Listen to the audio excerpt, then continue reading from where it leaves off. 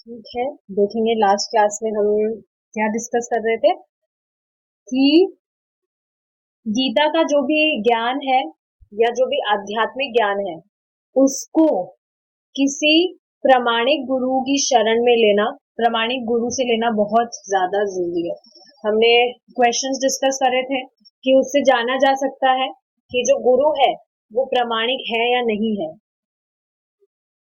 ठीक है, तो देखिए ये चीज बिल्कुल सही है। अगर काफी व्यक्ति होते हैं जो अपने हिसाब से गीता पढ़ना चाहते हैं, जो श्रीला प्रभुपाद की यथारूप गीता भी है उनके द्वारा जो पर्पस कृत किए गए थे, वो भी व्यक्ति अगर अपने आप से पढ़ने का ट्राई करता है तो उतनी चीजें अच्छे से नहीं समझ पाता है।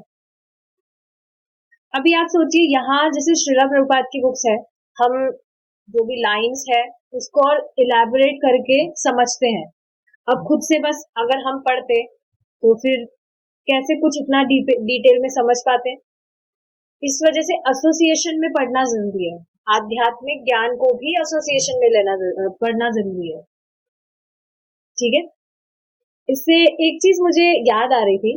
जैसे आप सोचिए, हम कुछ भी नई चीज लेते हैं, जैसे फॉर एग्जाम्पल मोबाइल फोन लेते हैं, लैपटॉप लेते हैं, स्पीकर लेते हैं, माइक, कुछ भी लेते हैं, तो क्या देखते हैं हम उसमें?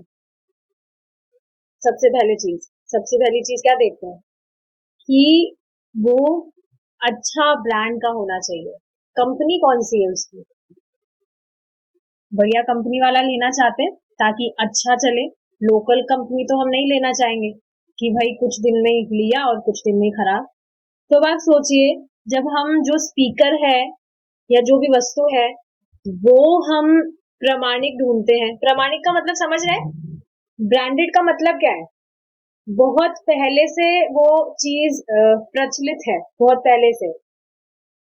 जितने भी ब्रांड्स हैं, जैसे आप कुछ भी एग्जांपल ले लीजिए, तो बहुत टाइम से है वो, तभी तो वो फेमस हुए हैं वो ब्रांड्स, तभी तो उनका नाम है मार्केट में। तो जब हम कोई चीज लेते हैं वो ही प्रामाणिक लेते हैं, कोई भी वस्तु। तो आध्यात्मिक ज्ञान के लिए क्या हमें प्रामाणिकता आवश्यकता नहीं है? प्रामाणिकता की आवश्यकता नहीं है, बिल्कुल है। आध्यात्मिक ज्ञान के लिए फिर हम ऐसे कैसे कुछ भी किसी से भी ले सकते हैं? काफी अच्छा पॉइंट है, तो इस चीज को समझना चाहिए। ठीक है, हे कृष्ण, मैं वह सब करता हूँ जो आपने मुझे कहा है, मुझसे कहा है, क्योंकि आप पूर्ण पुरुषोत्तम भगवान हैं। देखिए क्या है आगे श्लोक। नष्टो मोह स्मृतिर्लब्धा तत्व प्रसादान मद्याच्युत स्थितोस्मि गत संदेह करिष्ये वचनम तव। अर्जुन ने कहा, हे कृष्ण, हे अच्युत, आपकी कृपा से मेरा मैं मोह संशय से मुक्त होकर दृढ़ता से स्थित हूँ। अब आपकी आज्ञा का पालन करूंगा। भगवत गीता के 18th चैप्टर का 73 श्लोक है ये। देखिए इसमें अर्जुन कह क्या रहे हैं कि आपकी आज्ञा मैं पालन करूंगा। क्यों? क्योंकि आपकी आज्ञा पालन करने से, आपकी आज्ञा पालन करने के कारण मेरा जो भी मोह था, संशय था, उन सब चीजों से मैं मुक्त हो गया हूँ। तो देखिए अच्युत का मतलब क्या है? अच्युत भी का भगवान का ही नाम है। अच्युत का अर्थ क्या है? जो कभी चूकते नहीं है। किस चीज में नहीं चूकते हैं? अपनी कृपा देने में। तो देखिए ये बहुत अमेजिंग चीज है कि अगर व्यक्ति भगवान के इंस्ट्रक्शंस फॉलो करेगा तो वो कहाँ पहुंच जाएगा? भगवान के पास पहुंच जाएगा। भगवान की जो भी इंस्ट्रक्शंस हैं उसको फॉलो करते करते, भगवान जो भी बात कह रहे हैं, ऐसे करो, मुझे मुझे सब कुछ दो, ये करो वो करो, अगर व्यक्ति सारी चीजें फॉलो करेगा, और ऐसा नहीं है कोई कठिनाई है कुछ भी फॉलो करने में, सारी इजी चीजें तो बता रहे हैं।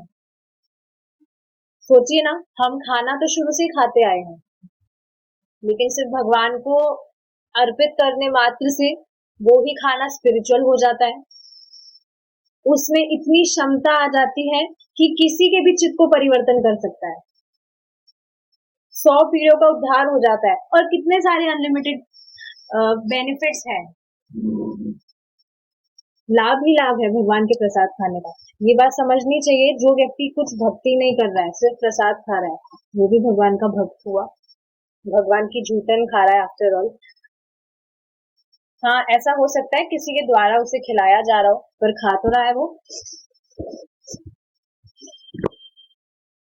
तो ये चीज समझनी चाहिए कि भगवान की अगर आज्ञा का पालन करेंगे तो निश्चय एक दिन भगवान के पास पहुंच जाएंगे। अर्जुन की भांति हमें भी श्री कृष्ण को पूर्ण पुरुषोत्तम परमेश्वर मानना चाहिए और वही करना चाहिए जो वो कहते हैं। देखिए, ये बहुत अमेजिंग चीज है। पहली बात क्या है, अगर आपने श्री कृष्ण को भगवान स्वीकार किया है तो कोई गलत चीज स्वीकार नहीं की, एकदम सही बात स्वीकार करी है। तो और आप देखेंगे कि जब हम भगवान के बारे में सुनते हैं, उनके यश के बारे में हम सुनते हैं, तो और उनसे प्रीति बढ़ती है। जैसे हम किसी के भी बारे में सुनते हैं, उसके गुणों के बारे में सुनते हैं, तो एक अफेक्शन क्रिएट होता है कि अरे वाह, ये कितना अच्छा व्यक्ति है, इतने अच्छे अच्छे गुण है इसमें। तो उसी तरह यहाँ पर है। देखिए आगे क्या कहते हैं, यत् करोषि यत् श्रांसि यत् जुहोषि ददासि यत् पश्यसि कौन्तेय तत् कुरुष्व मद अर्पणम। हे कुंती पुत्र अर्जुन, तुम जो कुछ कर्म करते हो, जो कुछ भोजन करते हो, जो कुछ हवन करते हो, अब देखो भगवान सारे इंस्ट्रक्शंस एक श्लोक में बता रहे हैं, जो कुछ दान करते हो और जो तप करते हो, इन सबको मुझे अर्पण करो। तो देखिए चीज समझ में क्या आ रही है यहाँ पे कि कोई भी व्यक्ति कितना ही बड़ा कुछ श्रेष्ठ काम कर रहा है, अगर भगवान केंद्र में नहीं है, भगवान को संतुष्ट करने के लिए नहीं कर रहा है, तो फिर वो जो कर्म है वो भी व्यक्ति को बांधता है। अब जैसे भगवान कह रहे हैं जो कुछ भी भोजन करते हो मुझे दो, लेकिन कहाँ देते हैं व्यक्ति। काफी सारे जो लोग हैं वो वेजिटेरियन होते हैं, लेकिन फिर भी इस चीज को समझते नहीं है कि वेजिटेरियन होने के बाद में भी अगर भगवान को अर्पित नहीं कर रहे तो वो बंधन का कारण बनता है। लेकिन वेजिटेरियन हो गए तो खुद को बहुत एलिवेटेड समझते हैं वो, कि हम तो बहुत वो है, हम तो सिर्फ वेज खाते हैं और कुछ नहीं खाते। लेकिन अब नॉलेज नहीं ले रहा है तो कहाँ समझेगा इस चीज को।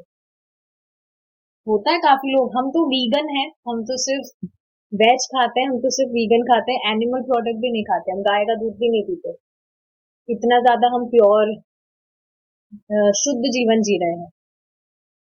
शुद्धता आई कहाँ जब भगवान ही केंद्र में नहीं होते। समझना चाहिए इस चीज को। और देखिए यहाँ पर जैसे बहुत सारी बातें आ रही है कि कुछ भी भोजन कर रहा है व्यक्ति, देखिए जब अब भगवान यहाँ पर कह रहे हैं तो ये चीज तो कम से कम फॉलो करनी चाहिए कि जो भी हम खाएं उसको भगवान को भोग लगा के ही खाएं। मतलब भगवान के प्रसाद के अलावा कुछ ना खाए, भगवान का प्रसाद ही खाए। आई होप यहाँ पर सब ये चीज फॉलो भी कर रहे हैं। ये समझना चाहिए। देखिए काफी जो डिवोटीज की बात कह लेते हैं, वो सोचते हैं भगवान का प्रसाद तो हम खा ही रहे हैं, तो अगर थोड़ा जो ऑफर्ड नहीं है वो भी खा ले तो क्या फर्क पड़ता है, उसका बंधन भी लगता है। दिक्कत क्या है ये बताइए, जो भी खा रहे हैं उसको ऑफर कर देंगे तो लाभ ही लाभ है ऑफर्ड फूड खाने में तो, लेकिन अनऑफर्ड फूड खाने में तो नुकसान ही नुकसान है। जैसे आपको दिख रहा है कि हाँ वो हेल्दी खाना है, मेरे फिजिकल हेल्थ के लिए अच्छा है, लेकिन फिर भी अगर वो ऑफर्ड नहीं है तो फिर किस मतलब की है ऐसी हेल्थ, वापस से जो आपको यहीं पर पटकेगी इस जगत में, वापस से जन्म लेने का कारण बनेगा वो ही चीज। तो बाकी सारी जो भी काम है, ये देखिए भोजन वाला जो है ये तो फॉलो करना ही चाहिए क्योंकि ये मेन है। प्रभु जी बता रहे थे, जो भी व्यक्ति भगवान का प्रसाद नहीं पाता है उसको माया बहुत तेजी से पकड़ लेती है। तो अब आप सोचिए, अगर हम भगवान का प्रसाद ही पा रहे हैं तब भी हम कितने ज्यादा सेफ हैं। सोचिए ना, हम जो खा रहे हैं वो पूरा हमारी बॉडी में जाता है। We are what we eat. इस चीज को ऐसे समझ सकते हैं कि जो भगवान को ऑफर किया हुआ खाना नहीं खा रहे हैं, फिर वो आप माया का खाना खा रहे हैं। शास्त्रों में तो ये भी लिखा है कि अगर भगवान को अर्पित भोजन कोई ग्रहण नहीं कर रहा है तो फिर वो पाप ही खा रहा है। तो अब विचार करना चाहिए, जहां पर पाप क्या होता है, भगवान से इतर चीज, माया माया अपने आप पकड़ लेगी। श्री कृष्ण को इस भावना से स्वीकार करके हम पूर्ण ज्ञान प्राप्त कर सकते हैं। देखिए, ये भी बहुत अमेजिंग चीज है। किसी भी व्यक्ति पर अगर भगवान की कृपा हो गई तो उसका जो भी कल्मश है, लोभ मोह माया मात्सर्यता वॉटेवर, वो सब कुछ ध्वस्त हो जाती है। या कह सकते हैं, अगर आप भक्ति कर रहे हैं और आप देख रहे हैं आपका जो कल्मश है वो साफ हो रहा है, तो इसका अर्थ क्या है, भगवान की कृपा आप पर हो रही है। तो खुद ऑब्जर्व करना चाहिए कि हमने स्टार्टिंग में भक्ति करी थी, ट्रांसफॉर्मेशन तो आते ही है। इस चीज को ऑब्जर्व भी करना चाहिए कि हमारे बिहेवियर में कितना चेंज है।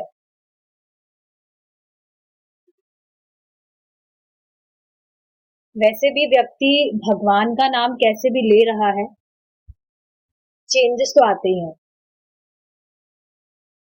एक श्लोक है उसका, हाँ, श्लोक याद नहीं है, अर्थ क्या है कि व्यक्ति कैसे भी नाम ले रहा है उसके मन में भाव उपजेगा ही। हरि नाम यही तो स्वभाव, जो कहे उपजाए भाव, ऐसा कोई श्लोक है, मुझे याद नहीं है। तो स्वभाव ही है, जो भी कैसे भी नाम जप रहा है चेंजेस आते ही हैं। ठीक है, किंतु यदि हम श्री कृष्ण को स्वीकार नहीं करते हैं और भगवत गीता की व्याख्या अपने मनमाने ढंग से करते हैं तो सब कुछ बिगड़ जाएगा। देखिए, इसमें भी जो है लोगों की प्रॉब्लम है कि जैसे गीता ठीक है, देखिए अब यहाँ पर गड़बड़ होती है।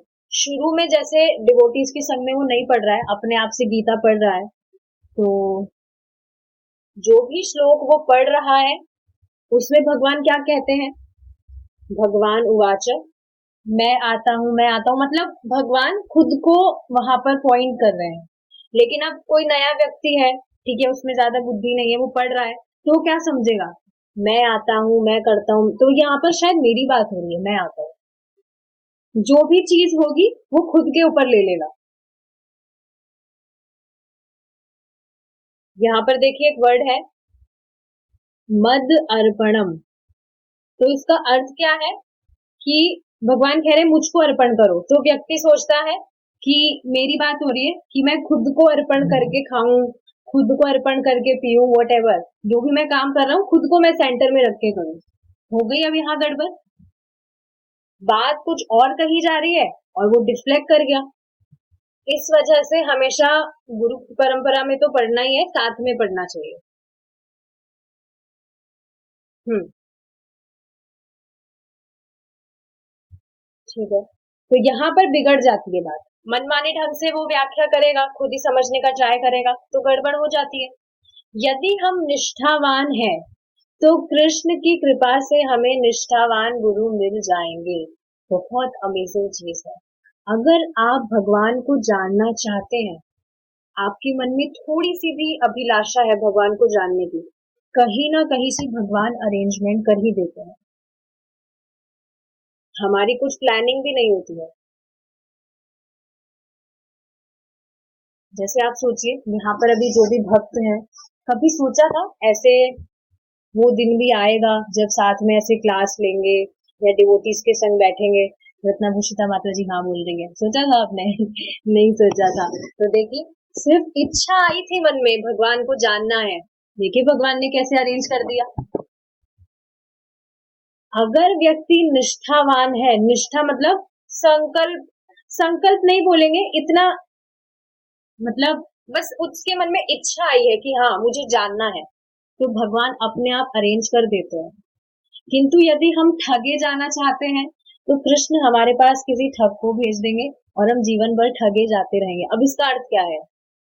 कोई व्यक्ति जो है भगवान को भगवान स्वीकार नहीं कर रहा है, और जो भी चीज उसको बताई जा रही है बस खुद का दिमाग लगाना चाह रहा है, तो फिर भगवान उस हिसाब से अरेंजमेंट कर देता है। नहीं तो आप सोचिए ना, काफी व्यक्ति है वो बाकी जो फाउंडेशंस है उनको क्यों फॉलो कर रहे हैं, उनको क्यों ज्वाइन किए हुए हैं? क्योंकि वो खुद ऐसा चाहते हैं। जीवात्मा इच्छा करने के लिए स्वतंत्र है, तो वो खुद ऐसी इच्छा चाह रहे हैं कि नहीं, कृष्ण तो भगवान नहीं है, कृष्ण तो एक सामान्य पुरुष है। अब आप सोचिए, सामान्य पुरुष है तो मतलब वो थे, अब नहीं है। सामान्य पुरुष की तो ये डेफिनेशन होती है, किसी टाइम पे था वो व्यक्ति और अब नहीं है। जैसे महात्मा गांधी है, किसी टाइम पर थे पर अब नहीं है। तो अगर ऐसी व्याख्या, ऐसे अगर उसकी धारणा है तो फिर भगवान उसके हिसाब से ही अरेंजमेंट करा देते हैं। स्पष्ट यहाँ पर श्रीला प्रभुपाद कह रहे हैं, यदि हम ठगे जाना चाहते हैं तो कृष्ण हमारे पास किसी ठग को भेज देंगे और हम जीवन भर ठगे जाते रहेंगे। जब ये लाइन बोली जा रही है तो क्या आप सब अपने आप को सेफ जोन में नहीं पा रहे कि हम सेफ है, हम ठगे नहीं गए? नहीं तो हो सकता था हमारी भी ये दुर्गति होती कि किसी ठग के एसोसिएशन में होते हम। ठग मतलब कि वो उल्टा कुछ सोच रहा है, निराकारवादी, ब्रह्मवादी, वॉटेवर, और फिर उसके साथ हम किसी भ्रम पे ध्यान लगा रहे होते हैं या शून्य पे। We are in safe zone. समझना चाहिए, वी हैव बीन सेव्ड। भगवान के द्वारा we have been saved. This is not us who have chosen Krishna. It's Krishna who has chosen us. हमने कृष्णा को नहीं चुना है, कृष्ण है जिन्होंने हमें चुना है, हमें स्वीकार किया है। क्या प्रमाण है स्वीकार किया है? भक्ति करने का मौका दे रहे हैं, और क्या प्रमाण चाहिए? हर कोई तो भक्ति नहीं कर रहा है भगवान की।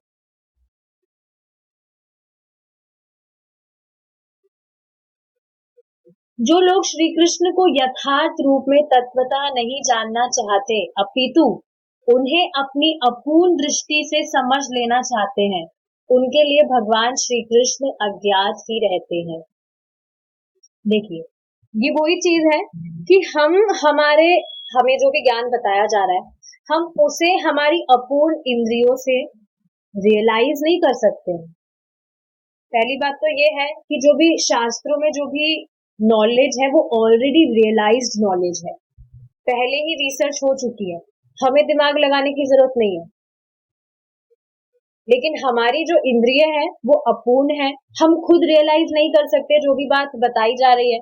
आप खुद सोचिए ना, हमें पता है हम आत्मा है, पर इस चीज को हम रियलाइज तो नहीं कर पा रहे।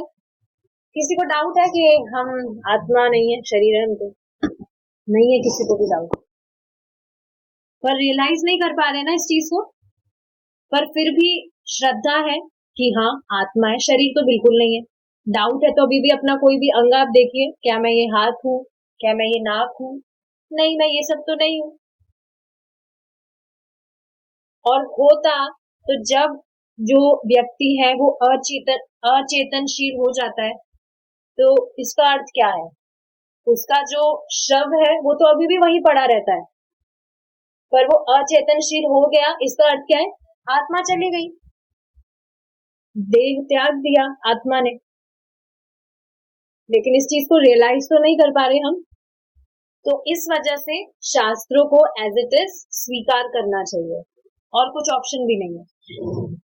एग्जाम्पल से समझिए ना आप कि अब तक जो भी हमें चीजें बताई गई है उसको श्रद्धा से ही तो स्वीकार किया है, या हर चीज को रियलाइज करके हमने स्वीकार किया है? श्रद्धा से ही तो समझते हैं कि हाँ, हम इस डेट पर हमने जन्म लिया था, इस समय पे जन्म लिया था। खुद को तो हमें रियलाइज नहीं है ये चीज, या मम्मी के द्वारा अपनी माता जी के द्वारा बताया जाता है कि तुम्हारे पिता है, रियलाइज तो नहीं करते, श्रद्धा करके स्वीकार कर लेते हैं जैसे बताया जाता है। उसी तरह से शास्त्र में जो बात है उसे यथारूप स्वीकार जो कर रहा है व्यक्ति, वो बुद्धिमान। सोचिए ना कितना टाइम बच जाएगा अगर वो खुद का दिमाग ना लगा के जो चीजें उसे बताई गई है उसको फॉलो करे। जैसे कल मैंने आपको बताया था कि एक माता जी है, वो लाल भुजक्कड़गिरी करके बता रही थी कुछ भी रूल फॉलो नहीं करने चाहिए, जो है मतलब जो भी खा रहे हो सब कुछ भोग लगाओ, क्या दिक्कत है, कोई रूल फॉलो करने की जरूरत नहीं है। अच्छा, एक और इंटरेस्टिंग बात क्या है, क्या कह रही थी, हम खुद ऐसे करते हैं इसलिए हम भी ये फॉलो करते हैं तो आप भी ये फॉलो करोगे, ये भी बहुत गड़बड़ है। क्या ऐसा होता है जो चीज कोई सामने वाला व्यक्ति करता है वो ही सत्य है?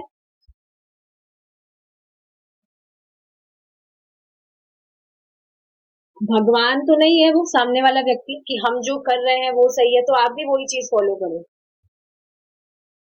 है वो माता जी इंडियन बट फॉरेन में रह रही हैं, तो अब आप सोच सकते हैं कैसी वहां पे कैसी चेतना के लोग रहते हैं। तो सबसे मतलब अमेजिंग चीज क्या है, अमेजिंग तो क्या है लेकिन अमेजिंग तो नहीं है, चैंटिंग मैं कराती हूँ, वो माता जी कभी आती नहीं है। उनको कभी हरे कृष्णा, मैंने उनको हरे कृष्णा से काफी बार रिपीट किया, कभी हरे कृष्णा नहीं निकला उनके मुंह से। सुबह प्रभु जी यही बता रहे थे, कोई कुछ कुछ व्यक्ति होते हैं जो मर जाएंगे, अपना देह त्याग देंगे, लेकिन भगवान का नाम नहीं निकालेंगे मुंह से। ऐसे जैसे आप बोलिए किसी को, बोलिए राम, ऐसे हराम खोर बोलेगा वो, हराम खोर समझ रहे हैं, उसमें भी राम आता है, उससे भी व्यक्ति मुक्त हो जाता है अगर हराम खोर भी बोल रहा है। तो ऐसे हराम खोर बोलेगा, लेकिन उसको बोला जाए राम बोलिए, नहीं बोलेगा वो। एक बुढ़िया थी, उनको कहा था, मतलब उनका एंड स्टेज था, बंगाली थी वो, तो उनको कहा था हरे कृष्णा बोलो, नहीं मैं ये नहीं बोलूंगी, और ऐसा बोलते बोलते वो मर गई लेकिन भगवान का नाम नहीं लिया। तो ऐसी ऐसी चेतना भी होती है लोगों की। We have been saved. देखिए अब बिल्कुल क्लियर हो रही है ये चीज, जो व्यक्ति जैसा चाहता है उसको उसी की तरह वैसे ही उसके लिए अरेंजमेंट कर दिए जाते हैं। ठीक है, तुम ऐसा चाहते हो तुम ऐसे रहो, मस्त रहो, ये भगवान की कृपा है। ऐसे मत सोचिएगा कि भगवान द्वेष कर रहे हैं हमसे, खुद इच्छा कर रहा है तो ठीक है, उसको फुलफिल कर देते हैं भगवान, क्या दिक्कत है। तो मैं यही समझा रही थी आज सुबह कि जो जो भी हम नॉलेज लेते हैं उसको ब्लाइंडली फॉलो नहीं करना चाहिए, देखना चाहिए उसका आधार क्या है, कहाँ से आ रही है वो बात। अब कैसे पता लगे सामने वाला कोई बात जो है वो सही बता रहा है या गलत बता रहा है, उसको कंफर्म कीजिए शास्त्र की बात है या नहीं, क्या प्रमाण है कि शास्त्र ठीक है। आप खुद सोचिए, शास्त्र मतलब क्या है, प्योर नॉलेज, राइट, शुद्ध ज्ञान है शास्त्र। अब इसका प्रमाण क्या है, जो भी व्यक्ति शास्त्र फॉलो करता है, प्रमाणिक शास्त्र की बात हो रही है, उसके जीवन में परिवर्तन आता ही है। क्यों, प्योरिटी फॉलो कर रहा है तो प्योरिटी खुद के जीवन में भी आएगी। तो ये प्रमाण है कि जो शास्त्र है वो ठीक ठीक है। सारी जो चीजें हैं, आपको जो भी क्वेश्चन है आपके, सारे आंसर आपको शास्त्रों में मिल जाएंगे, कहीं पर भी जाकर घूमने की जरूरत नहीं है। कितना सुंदर साधन दिया मिला है हमें, सोचना चाहिए। कुछ भी भ्रमित करने वाली चीजें नहीं है, सटीक चीज है। आप देखिए ना, श्रीला प्रभुपाद कोई भी बातों को घुमाकर नहीं बोलते, चाहे से सामने वाले को स्ट्राइकिंग लग रही है या कैसी भी लग रही है, हैवी लग रही है, बोलते हैं, कुछ भी घुमाते फिराते नहीं है। तो ऑफ कोर्स सुबह जब मैं सेशन लेने जा रही थी, तो उससे पहले मंगलाचरण करके गई थी मैं, डर तो नहीं था, बस ये चीज थी कि कुछ ऐसी बात ना निकल जाए सामने वाले को वो ऐसा लगे कि मैं उससे द्वेष कर रही हूँ। इस बात का हमेशा ध्यान रखना चाहिए। किसी भी चीज को आप सामने वाले को समझा रहे हैं, बहुत प्रेम से समझाना चाहिए। आप खुद वो रिकॉर्डिंग देखेंगे, उसमें बिल्कुल ऐसा नहीं लग रहा है मैं द्वेष कर रही हूँ। समझाया मैंने कि जो रूल्स हैं वो हम इंसानों के लिए ही है, नहीं तो आप जानवर को देखिए, घूमते रहते हैं, कहाँ कोई रूल फॉलो कर पाते हैं। तो कभी भी ये चीज नहीं सोचनी चाहिए कोई रूल फॉलो करने की जरूरत नहीं है, जैसे हम तो अपनी मनमानी करेंगे। ऐसा नहीं होता है। रूल्स हमारे लिए बनाए गए हैं क्योंकि हमारी बॉडी ही इस तरह से डिजाइन है। हमारी कॉन्शियसनेस जो है वो एलिवेटेड है, हम ही इस चीजों को समझ सकते हैं। कोई जानवर नहीं समझ सकता कि उसे ये चीज फॉलो करनी है, वो चीज फॉलो करनी है। सिर्फ मनुष्य इस चीज को समझ सकता है क्योंकि वैसी इंटेलिजेंस है उसके पास चीजों को समझने की। शास्त्र भी हम समझ रहे हैं। अब यहाँ मैं किसी बंदर को आके बिठाऊं, उसको मैं पढ़ाऊं, कहाँ समझेगा वो। कोई वरिष्ठ बंदर भी हो, वो भी इस चीज को नहीं समझ पाएगा। लेकिन आप देखेंगे कोई छोटा बच्चा भी होता है मनुष्य का, थोड़ी थोड़ी बात कैच करता है। इससे एक एग्जांपल आपको बताऊंगी। प्रभु जी बता रहे थे कि आ, उनकी सिस्टर की ही बच्ची है, 3-4 साल की, पता नहीं एज नहीं पता, मतलब बहुत छोटी है। तो बच्ची को कहा गया कि बेटा तुम इतना ज्यादा मत खाओ, नहीं तो तुम बीमार हो जाओगी, ऐसी कुछ बात नहीं थी। तो बच्ची ने कहा कि मैं ये शरीर नहीं हूँ, मैं ये आत्मा हूँ। अब आप सोचिए, उस बच्ची ने सुना कहीं तभी तो इस चीज को बोला। हालांकि ऐसा नहीं कहा जा रहा कि वो समझ गई होगी बिल्कुल कि हाँ मैं तो आत्मा हूँ, मैं शरीर नहीं हूँ, पर फिर भी कुछ कुछ चीज समझी तो उसको रख पाई वो बच्ची। आश्चर्यजनक बात नहीं है ये? बच्ची कह रही है मैं आत्मा, मैं ये शरीर नहीं हूँ, मैं आत्मा हूँ। तो कोई छोटा बच्चा भी थोड़ी थोड़ी बात समझ सकता है, पर जानवर नहीं समझ सकता, जैसे वो कितना ही वरिष्ठ क्यों ना हो। हाँ, तो कहाँ बात चल रही थी कि क्या बात चल रही थी? हाँ, कि जैसा व्यक्ति चाहता है उसको उसके अकॉर्डिंग भगवान अरेंज कर देते हैं। ठीक है। जो भगवान को यथार्थ रूप नहीं जानना चाहते, अपितु उन्हें अपनी अपूर्ण दृष्टि से समझ लेना चाहते हैं, उनके लिए भगवान श्री कृष्ण अज्ञात ही रहते हैं, समझ ही नहीं सकते, समझना चाहते नहीं है खुद। ये वही चीज हो गई कि डॉक्टर के पास आप गए और डॉक्टर आपको दवाई दे रहा है, तो आप उसे कह रहे हैं कि मैं दवाई नहीं लूंगा पर मुझे ठीक होना है। कुछ भी आप दूसरा तरीका बता दीजिए, बस दवाई मत दीजिए, लेकिन मुझे ठीक होना है। फिर ठीक होना कहाँ है उसे? जब दवा ही एकमात्र साधन है ठीक होने का, तो फिर नहीं लेना है तो मतलब ठीक नहीं होना है। तो फिर अगर कृष्ण को जानना ही नहीं चाहता है कोई व्यक्ति, तो फिर वो नहीं ही जानेगा, अज्ञात ही रहेगा हमेशा। पूर्ण प्रक्रिया यह है कि कृष्ण और उनके उपदेशों को स्वीकार करके उनकी प्रेममयी भक्ति संपन्न की जाए। एकमात्र श्रीमती राधा रानी ही है जो परिपूर्ण प्रेममयी भक्ति का मूर्तिमान स्वरूप है। देखिए यहाँ क्या बात बोली जा रही है कि भगवान को कैसे जाना जा सकता है? ऑफ कोर्स भगवान की भक्ति करके। और भगवान के जो भी उपदेश है उनको एज इट इज स्वीकार करके अगर हम उसे फॉलो करेंगे, तो निश्चय ही आप देखेंगे भगवान बुद्धि देने लगते हैं और हम समझने लगते हैं।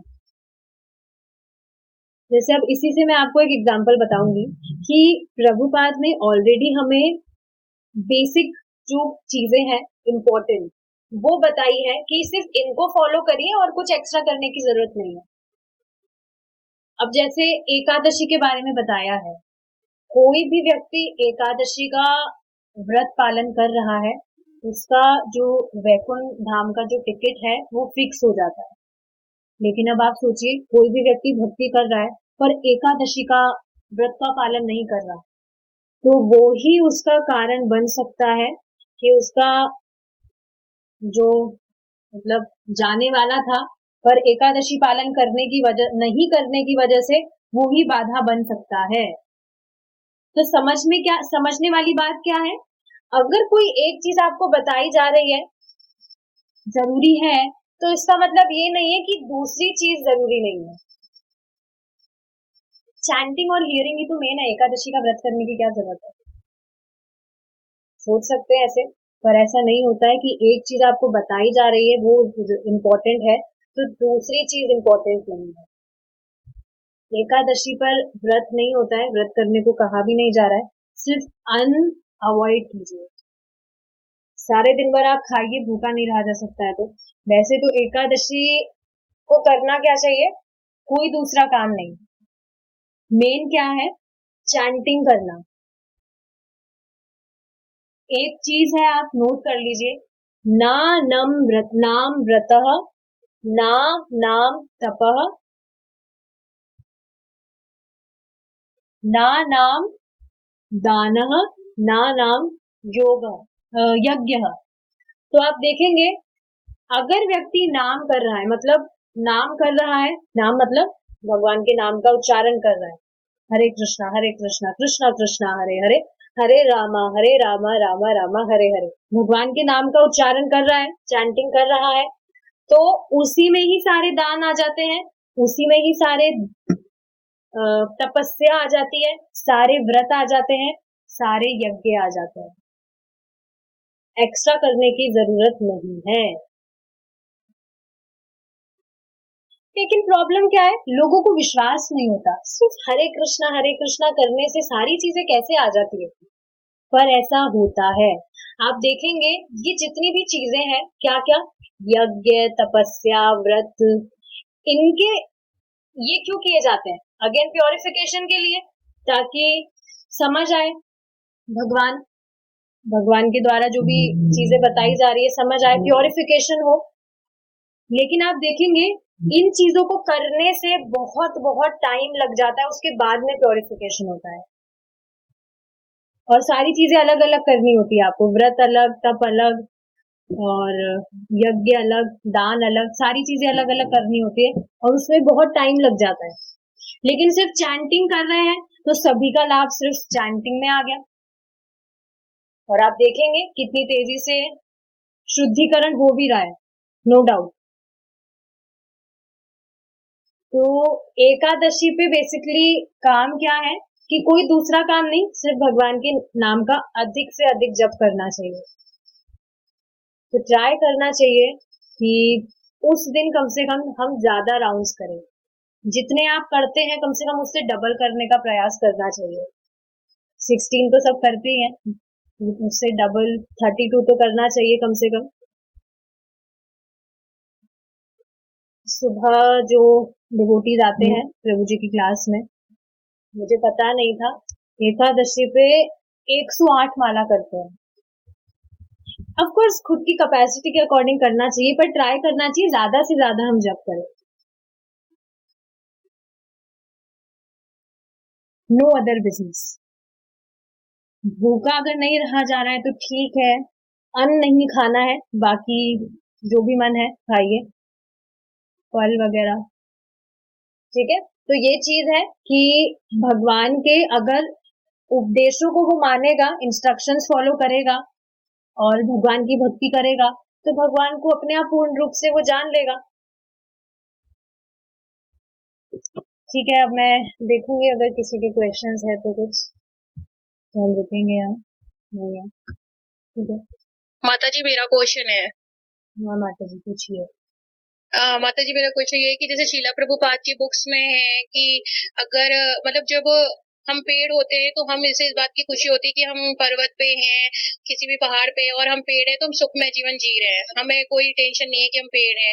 उसी तरह से जानवर जब होते हैं तो वो जानवर को ये नहीं पता होता है कि दूसरा जानवर सामने मर रहा है और वो घास खाने में खुश है, लेकिन जब उसे ये नहीं पता होता है कि वो भी एक दिन मरेगा। उसी तरीके से इंसान जब मर चुका होता है तो उसकी चेतना जो है वो नहीं होती है, वो उसके पास आँख कान नाक सब कुछ होता है लेकिन एक चेतना नहीं होती है। लेकिन मनुष्य के पास जब वो जिंदा है वो सब कुछ है, और वो जैसे पूजा अगर हम कर रहे हैं तो हम कहते हैं कृष्ण भक्ति में ही सब कुछ है, कृष्ण भक्ति से ही हमारा उद्धार भी होगा।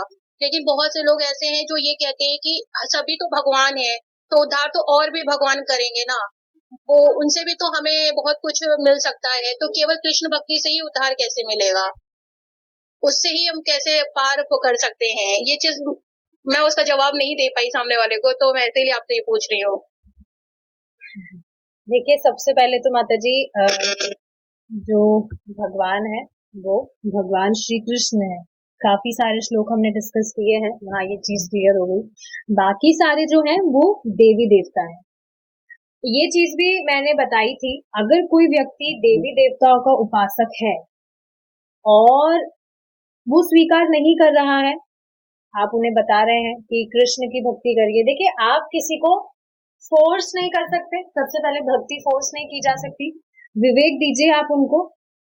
और देवी देवता की भी अगर वो उपासना कर रहा है तो इनडायरेक्टली वो भगवान की ही उपासना कर रहा है। कम से कम ये सोचना चाहिए, निराकारियों या ब्रह्मवादियों को तो फॉलो नहीं कर रहा, ऐसे तो नहीं कह रहा ना कि भगवान तो निराकार है, उनकी ना आंख है ना कान है ना कुछ है। बस शुरू से ये प्रॉब्लम होती है, शुरू से व्यक्ति जो करता आया है तो एकदम से उसे कोई नई चीज बताए तो वो स्वीकार नहीं कर पाता। काफी लोग होते हैं इनोसेंसी में कुछ करते हैं, उन्हें बताया जाता है तो वो स्वीकार कर लेते हैं। लेकिन देवी देवताओं के बहुत मतलब भक्त होते हैं, तो उन्हें एकदम से बताया जाए तो फिर वो नहीं कर सकते। तो बस क्या कर सकते हैं, उनको ज्यादा उनके पीछे पड़ने की जगह बस उनको आप भगवान का प्रसाद देती रहिए। बस दो चीजें ध्यान रखिए कि वो कैसे ना कैसे आप उनको हरे कृष्णा महामंत्र का चैंटिंग स्टार्ट करवा दीजिए और प्रसाद खिलवाइए, उन्हें खिलाइए। बस इन चीजों का ध्यान रखिए। अपने आप चैंटिंग करेगा तो भगवान बुद्धि देंगे। कहीं ना कहीं आपको अब समझ नहीं आता कि ये चीज समझ नहीं आती, बुद्धि कैसे देंगे। भगवान खुद इस चीज का अरेंज कर देते हैं कि कहीं ना कहीं से उसे, कई बार क्या होता है घर में अगर कोई चीज बताई जाती है तो घर वालों की बात पे विश्वास ना करके व्यक्ति बाहर वालों की बात को ज्यादा मानता है। होता है ऐसा, होता है ऐसा कि बाहर वाला कोई चीज बता रहा है, हाँ ये चीज तो सही है, लेकिन घर में उसे कोई चीज बताई जाती तो वो जल्दी से स्वीकारता नहीं है उसको। भगवान खुद अरेंज करते हैं, भगवान का नाम जब करेगा वो प्रसाद खाएगा तो कहीं ना कहीं से अरेंज करेंगे कि फिर वो आगे जाके कन्विंस हो ही जाएगा। तो द्वेष नहीं माता करना जी चाहिए अगर देवी देवताओं की वो उपासना कर रहा है तो। जी माता जी। और अगर वो माता जी का जो डाउट था और वो अगर किसी को समझाने के लिए, जैसे जो चीज मुझे समझ में आई है, जिससे मुझे लगता है कि कृष्ण भगवान जी ने खुद कहा है कि मैं ही स्वयं हूँ और सब मेरे से ही निकला है, तो आप ये चीज उनको बोल सकते हो कि जो भी देवी देवता है वो सब कृष्ण की उत्पत्ति है, लाइक सब उनसे ही उत्पन्न हुआ है, तो वो क्यों सुप्रीम है और वो हमें क्यों उनको पूछना चाहिए। ये चीज माता जी को किसी को एक्सप्लेन करनी है, तो ये एक पॉइंट है जो मुझे लगती है बहुत लोग समझ पाएंगे कि उन्होंने और किसी भगवान ने ऐसे नहीं कहा है कि मैं ही सर्वोत्तम हूँ या मेरे से ही अंत और शुरुआत है, तो मतलब जस्ट मैं वो चीज बोल रही थी। हाँ देखिए, ये माता जी ने बहुत अच्छी बात कही है कि जो भी हम बात सामने वाले को समझाना चाहते हैं, शास्त्र बीच में रखिए। आप कहिए मैं खुद की बात नहीं कह रही हूँ, आप देखिए गीता में ये भगवान कह रहे हैं और जितने भी शास्त्र हैं उनमें भी आप देखेंगे किसी भी देवी देवता ने ये घोषणा नहीं की है कि मैं सब कुछ हूँ, मैं भगवान हूँ, ये वो। उन्होंने खुद ने घोषणा नहीं की है। सिर्फ भगवान श्री कृष्ण ही है जो ये सब सारी चीजें कह रहे हैं, खुद घोषणा कर रहे हैं कि मुझसे सब कुछ आता है, मैं सबका करता धरता हूँ। सिर्फ भगवान श्री कृष्ण ही है। ठीक है, ये ऐसे बताइए आप, मैं मेरी बात नहीं कह रही, मैंने जो पढ़ा है मैं तो वो बता रही हूँ। ऐसा थोड़ी है कि मुझे सपने में सपना आया कि कृष्ण भगवान है तो मैं आपको कह रही हूँ। शास्त्र में ऐसा लिखा है। जो भी हम चीज फॉलो करते हैं, जैसे आप बताइए उनको कि आपको पता लगा ये व्रत करना चाहिए, वो व्रत करना चाहिए, कहाँ से पता लगा? ये शास्त्र से पता लगा, तो ये तो शास्त्र की ही बात है, मेरी बात तो नहीं है ये। समझ पा रहे हैं सुप्रिया माता जी आप? हाँ माता जी, मैं समझ रही हूँ। जो ये माता जी ने बताया वो भी मैं एक्सप्लेन करती हूँ, पर उनका कहना होता है कि शिव पुराण में भी तो बहुत कुछ लिखा है, ऐसे अथर्वशीष में भी बहुत कुछ लिखा हुआ है, तो वो भी तो भगवान ही है तभी तो लिखा हुआ है, तो क्यों क्या यही लिखा है? है कि कृष्ण ही सब कुछ है। तो आप उनको बोलिए, और बताइए क्या लिखा है, मुझे बताइए आप। उनसे पूछिए। नहीं नहीं पूछिए, जो मजाक की उधर बात नहीं है, वो स्वभाव वहीं के फंस लोग जाएगा। होते हैं। जो भी व्यक्ति है वो वहीं फंस जाएगा, क्योंकि वो कहीं सुनी हम्म। बात बोल रहा है। उनको पूछिए, ठीक है बताइए शिव पुराण में कौन से श्लोक में लिखा है, मैं जानना चाहूंगी, मेरे को भी जानना है, क्या पता लोग मेरे को भ्रमित कर रहे हो। फंसाइए आप सामने वाले को, वो खुद फंस जाएगा, बोल ही नहीं पाएगा, उसको पता ही नहीं है, वो सुन के बोल रहा है। जो भी व्यक्ति है, पता नहीं कौन है, तो आप उनको पूछिए, ठीक है कहाँ लिखा है मुझे बताइए आप, ताकि मैं भी जानूं। ठीक है माता जी। ठीक है, so will stop here. Srila Prabhupad की जय।